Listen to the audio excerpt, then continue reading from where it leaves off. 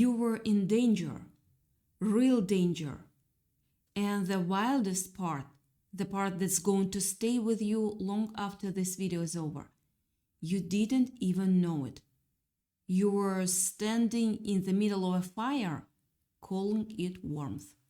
You were being slowly, carefully, deliberately taken apart by someone whose envy of you had grown so large, so dense, so suffocating, that if you had stayed one season longer, you wouldn't have recognized yourself in the mirror.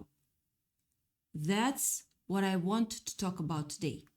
Not just the separation, not just the silence, not just the confusion of losing someone you loved. I want to talk about what was actually happening underneath all of that, all of it. And I promise you, by the time we are done here, that door closing behind you is going to feel less like abandonment and a whole lot more like the most important thing that ever happened to you.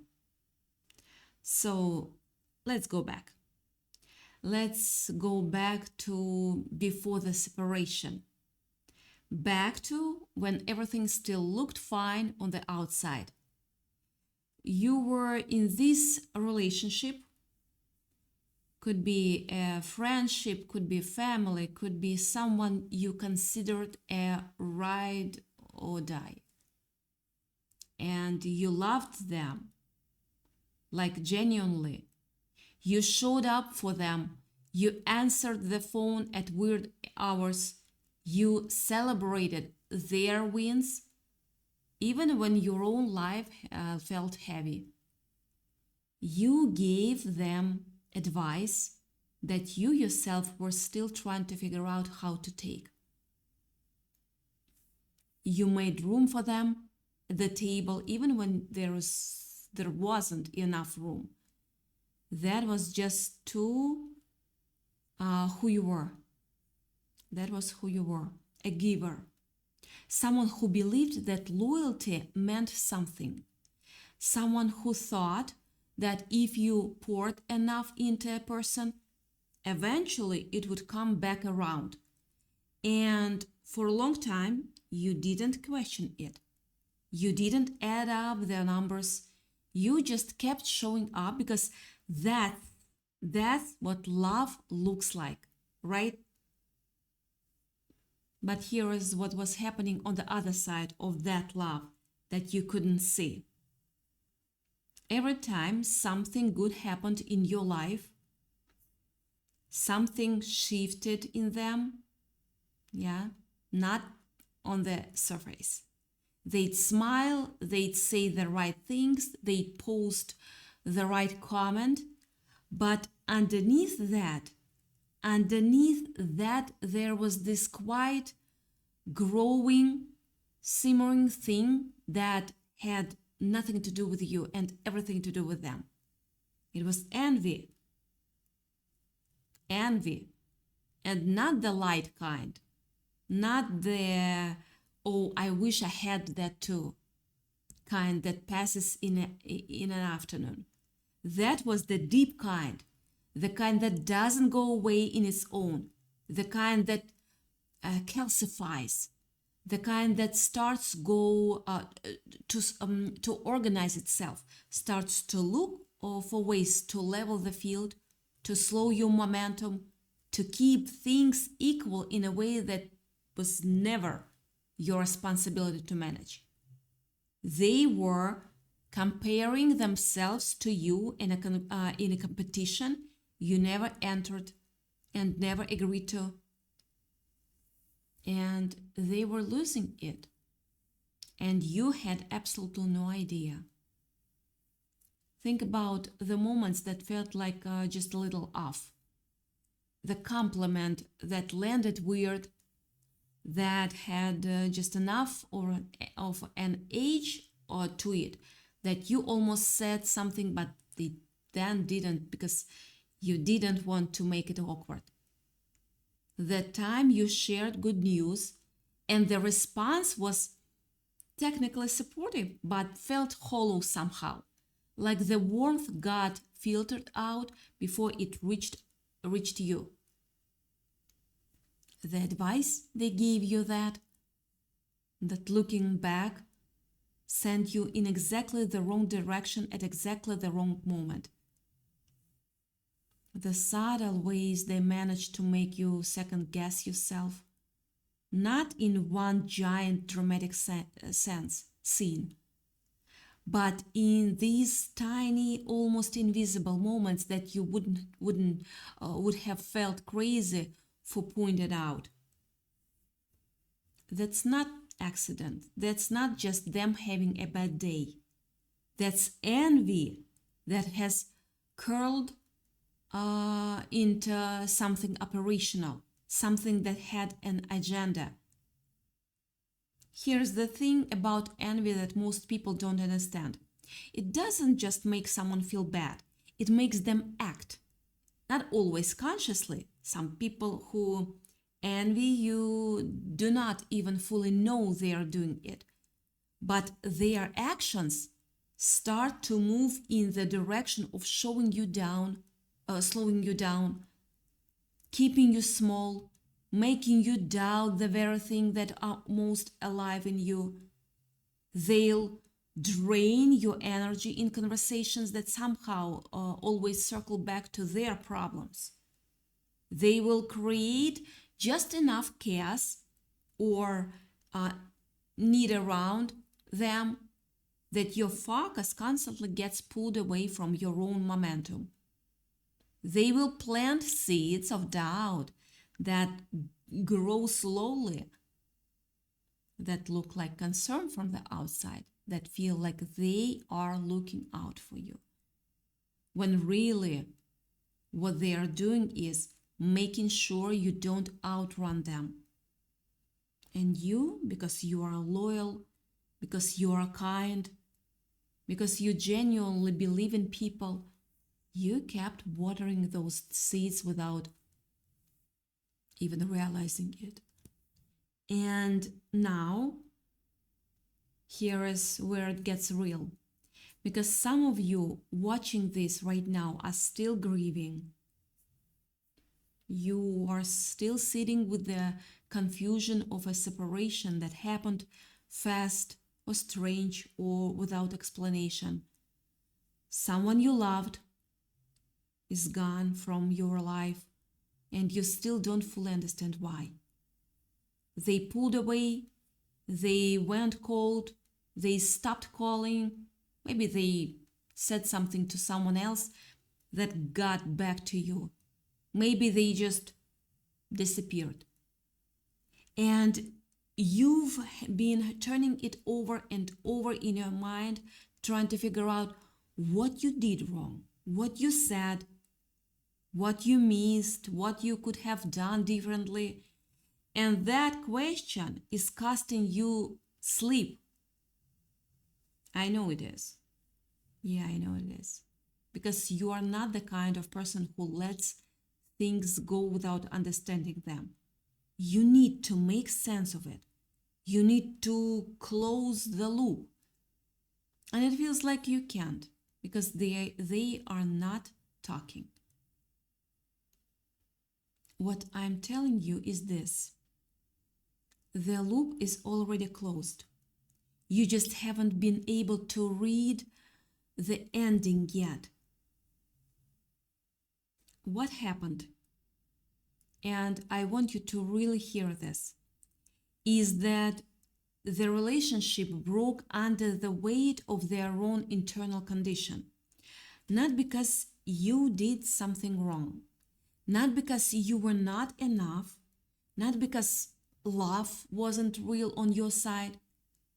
It broke because what was happening inside them, the comparison, the resentment, the entitlement to your resources and your energy and your time, it reached a point where continuing the relationship required you to either shrink yourself permanently or be destroyed by the friction of being too bright next to someone who had decided that your brightness was a personal insult.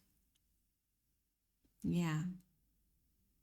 And you were not going to shrink. Maybe you didn't even know that about yourself yet, but something in you refused to get smaller. And that refusal was the beginning of the end for that connection. Not because something was wrong with you, because something was finally, quietly, powerfully right. And here is what I want you to picture. You are a flame. And for a long time, you've been in a room with someone who kept telling you that the room was getting too hot. Keep turning it down, keep it manageable, keep it comfortable. Keep it at a level where they do not have to feel the heat of what you're capable of. And you kept adjusting. You kept making yourself smaller, quieter, less. Not because you thought you were too much, but because you loved them and you wanted them to be comfortable. And what happens to a flame that keeps getting turned down? It doesn't stay a flame. It flickers. It struggles. It starts to doubt whether it was even ever really fire at all. The separation, as painful as it was, as confusing as it was, as much as it knocked the wind out of you, was actually the room being cleared. It was the thing that was consuming your oxygen, leaving the space so you could breathe again. So the flame could come back up. So you could stop spending every interaction in that low, manageable, non-threatening register and actually start living at the level you were meant to live at. Because here is what the people who envy you do not understand. They thought getting close to you would make them feel bad about themselves. They thought proximity to your warmth, your creativity, your generosity, your gifts, they thought some of that would rub off. But envy doesn't work that way. Envy is a closed system. It cannot receive, it can only compare. So the more they were around you, the worse it got. Every good thing about you became a reminder of what they felt they were faking. Not because you did anything wrong. No. Not because you showed off or lorded anything over them. Just by existing. Just by being yourself. Period. Your faithfulness to your own path became a mirror that they hadn't asked to look in. And they hated what it showed them. And instead of dealing with that, with what they saw in that mirror, they decided to get rid of the mirror, which is you. And I know that sounds brutal. I know that's hard to sit with when you love someone. But I need you to understand what this actually means for where you're going, because this part matters enormously. The fact that you triggered that kind of reaction, the fact that your presence alone, your growth alone, your consistency alone was enough to move someone into that level of resentment. That is not a flaw. That is not a flaw. That is confirmation. Confirmation that what you carry is real. That what you are building is significant enough to threaten someone who had decided to stop building their own life. That the direction you are moving in is worth protecting. You don't envy something that doesn't matter. You envy something that makes you feel the gap between where you are and where you know you could be.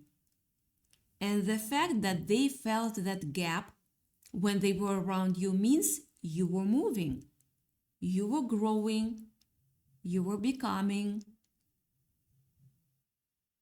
And that is the thing that needed to be protected above everything else. Now, I want to talk about the specific ways this showed up, because I think some of you are still making excuses for things that you felt in your body but couldn't justify in your mind. You felt drained after time with this person but told yourself you were just tired. You felt that small, quiet, shrinking sensation in certain conversations, but told yourself you were being too sensitive. You had this instinct, maybe more than once, that something didn't quite add up, that the version of you that showed up around this person was somehow smaller than the version of you that existed everywhere else.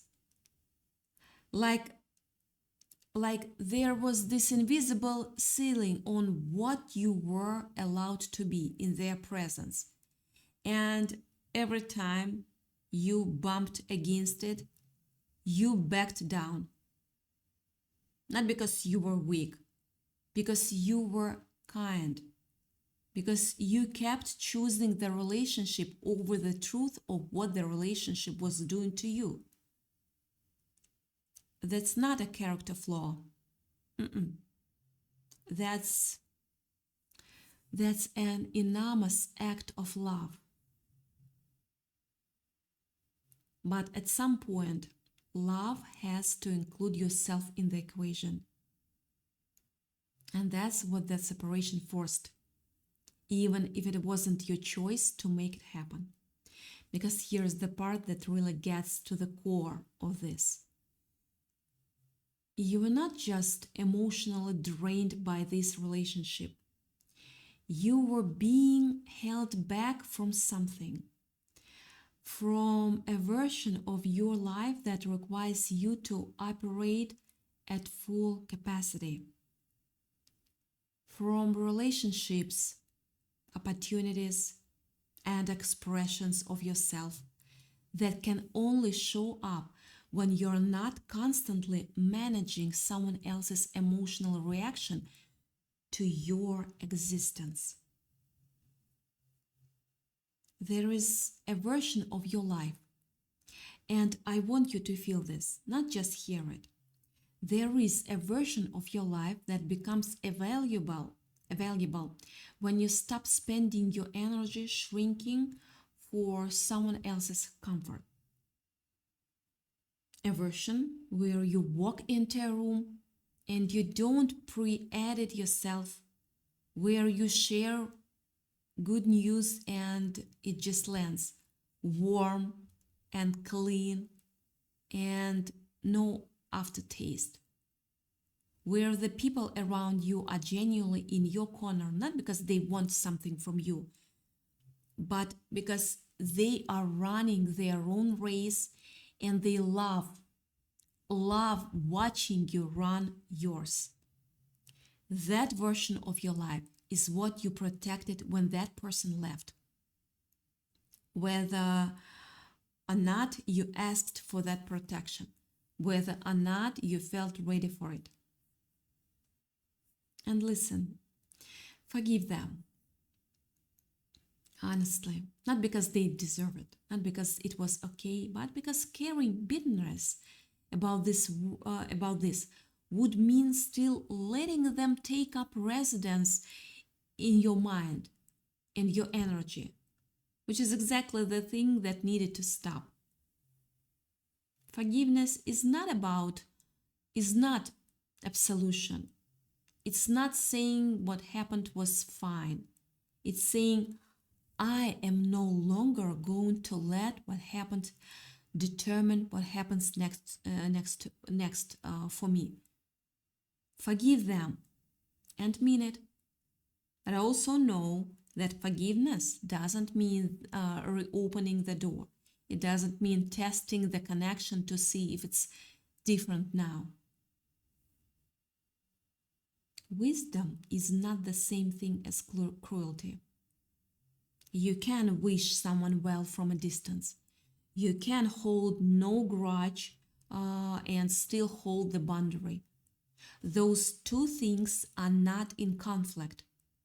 And also, what I want you to do right now, today, after this video, is stop trying to solve the mystery of why they left or what you did wrong. Stop replaying the conversation you should have had. Stop drafting the message you will probably never send. Stop building the case for why you deserved better, because you already know you did. And the jury has already ruled. Instead, I want you to look at what has opened up in the space where they used to be. Because something has. I promise you, something has. There is some conversation you've been able to have with yourself that you couldn't have before.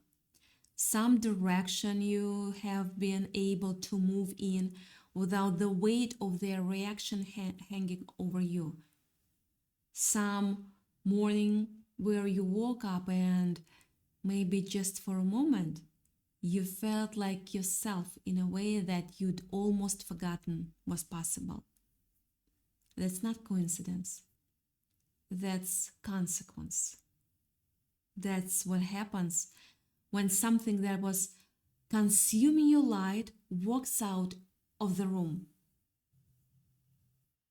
And the grief you felt is real. I'm not minimizing that. Losing someone you loved, regardless of what they were doing underneath the surface, is a real loss. You are allowed to grieve that. You are allowed to miss the version of them you thought you had, even if that version was never fully what it appeared to be. Grief and relief can coexist. Clarity and sadness can live in the same chest at the same time. And you don't have to resolve that tension quickly. You just have to stop letting the grief convince you that the separation was a mistake, because it wasn't. You were removed. And yes, that word is going to hit differently now than it did at the top of this video, because now you know what you were removed from. You were removed from a slow drain, from a ceiling you kept bumping into, from a relationship that required you to be less so someone else could feel like enough. You were removed from the very thing that, if you stayed in it long enough, would have cost you the most important thing you have, which is the fullness of who you actually are. That's what was in danger. Not just your happiness, not just your peace, you, the real you, the one that still wants things, the one that still has something to say in the room, the one that still feels the pull on quiet mornings towards something bigger and more life than the life you'd been settling for. That version of you is still here, It's intact. It made it through.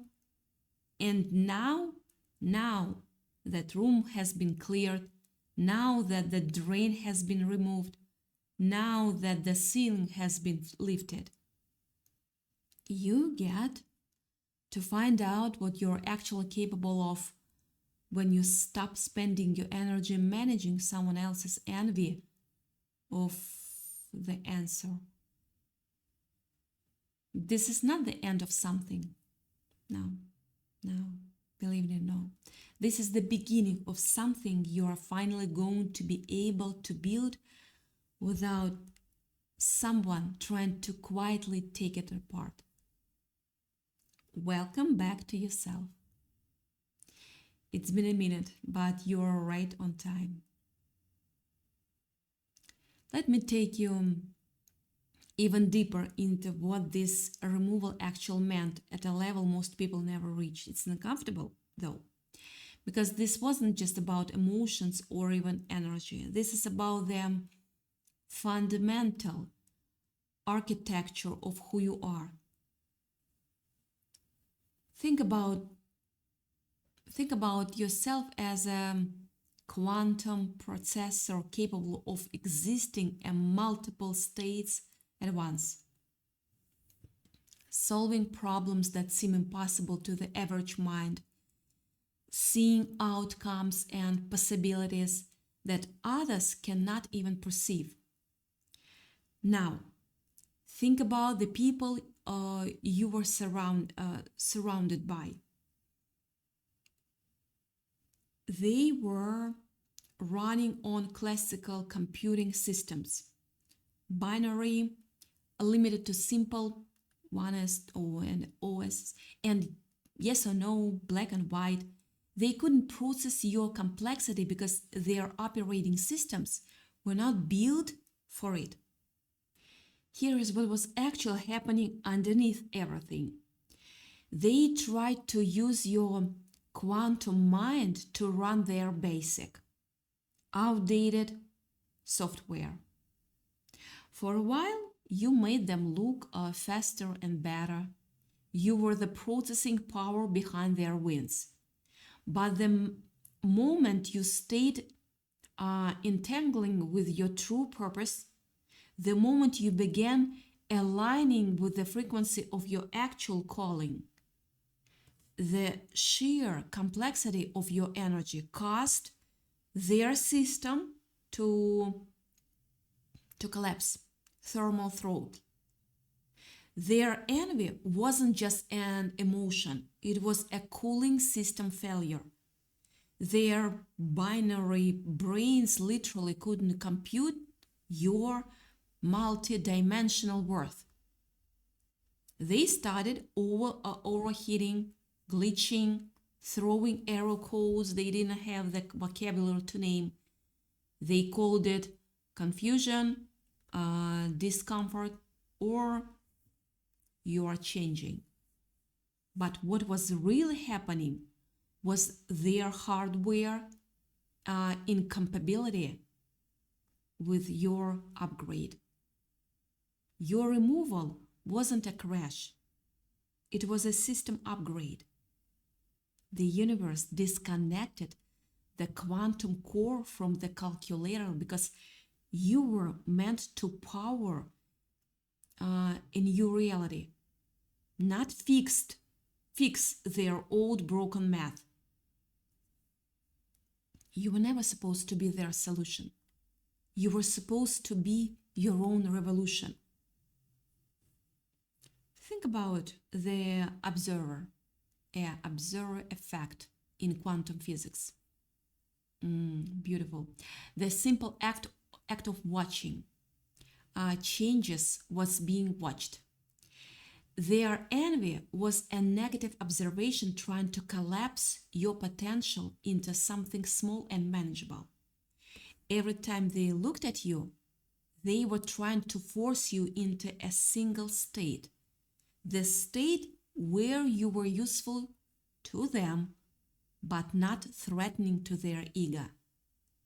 They only saw on or off success or failure, better or worse, then you started showing them the infinite gray of your potential. When you began operating in superposition, being multiple things at once, holding complexity and nuance, their logic centers crashed. They called you confusing, unpredictable, hard to be around. What they meant was, I cannot categorize you anymore. And that terrifies me. You were too much for them because you can be many things at once.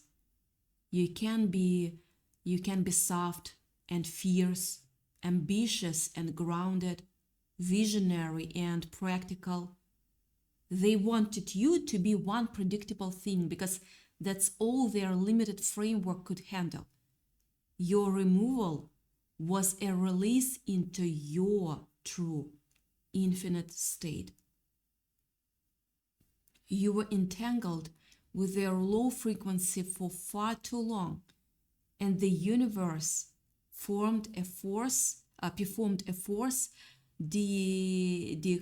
decoherence, a separation, to stop their chaos from affecting your data. It wasn't punishment, it was protection.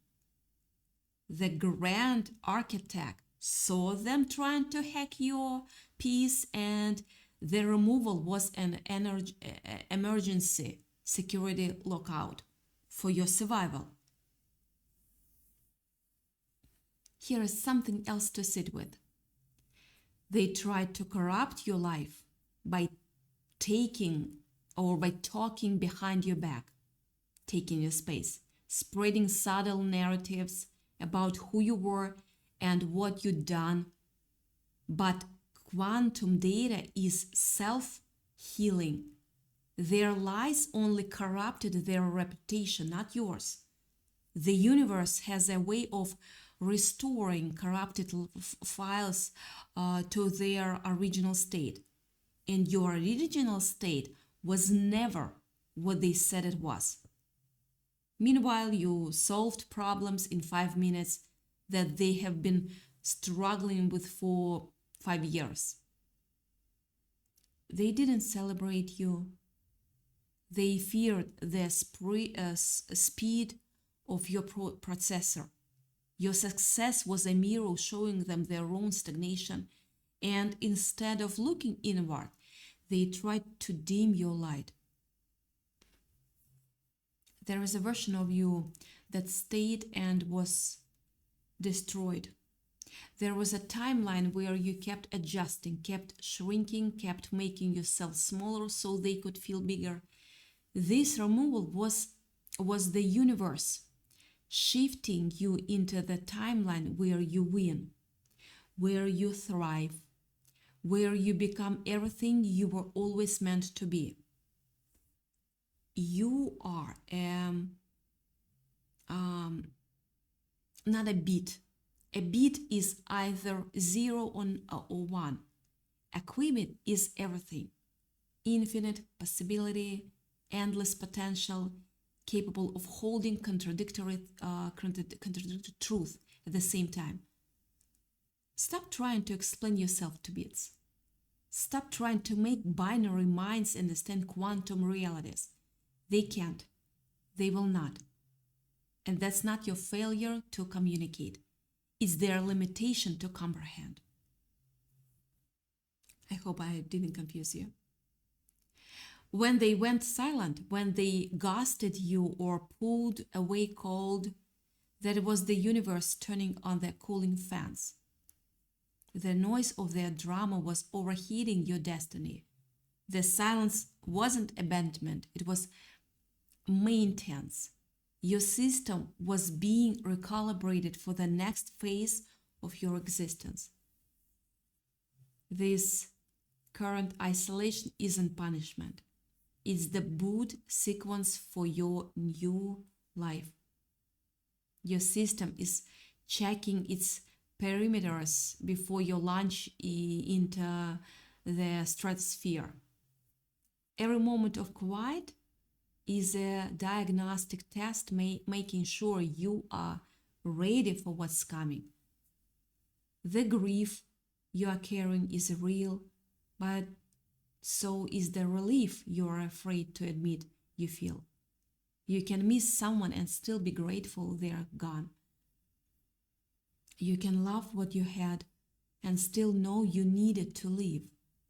You can mourn the past and celebrate the future in the exact same breath. That's not hypocrisy. That's quantum. That's holding multiple truths at once. And that's exactly what you're capable of. So here's your invitation. Stop trying to decode their behavior. Stop analyzing their reasons. Stop wondering if you could have done something different. You couldn't have.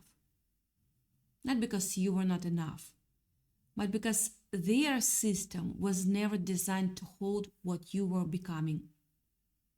Their relationship was a classroom, not a destination. You learned what you needed to learn.